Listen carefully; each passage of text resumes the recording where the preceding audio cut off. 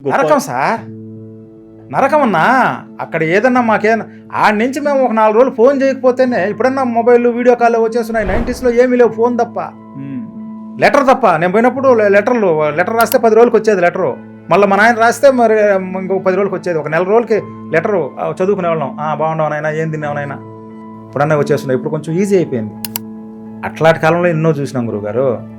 ఆ విధంగా ఏమీ తెలియదు, వీళ్ళు పని చేసుకుంటున్నారు, వచ్చి ఎస్పీ చేసినారు, కేసు రాసేసినారు. ఇంకేమి లే, వాళ్ళంతా సాపరు అంటే ఇంటికి. వాళ్ళకి ఏమీ తెలియదు. ఫింగర్ వేసేస్తారు, జైల్లో ఫింగర్ వేసినారంటే మళ్ళీ వచ్చేదానికి లేదు. వచ్చేటప్పుడు ఏం చేస్తారంటే ఫైనల్ రేపు ట్రావెల్ అనగా ఈరోజు తీసుకొచ్చి ఒక చోట కంప్యూటర్లో ఫింగర్ వేసేస్తారు. ఆ ఫింగర్ ప్రింట్ పడిందంటే ట్రావెల్ బ్యాన్, మళ్ళీ వీసా పుట్టదు వాడికి. ఆడికి అయిపోయి ఎన్ని లక్షల మంది తెలియక ఫింగర్లు వేసుకొని వచ్చేస్తున్నారో ఒకసారి ఎప్పుడైనా మీరు యూట్యూబ్ ద్వారా అడగండి జనాల్ని. నీకు 1 లక్ష మంది ఫోన్ చేస్తారు. మన తెలంగాణలో ఎంతమంది ఉన్నారు? ఇంకా ఆంధ్ర ఎక్కువ పోయిండే సార్. మా కడప జిల్లా ఈస్ట్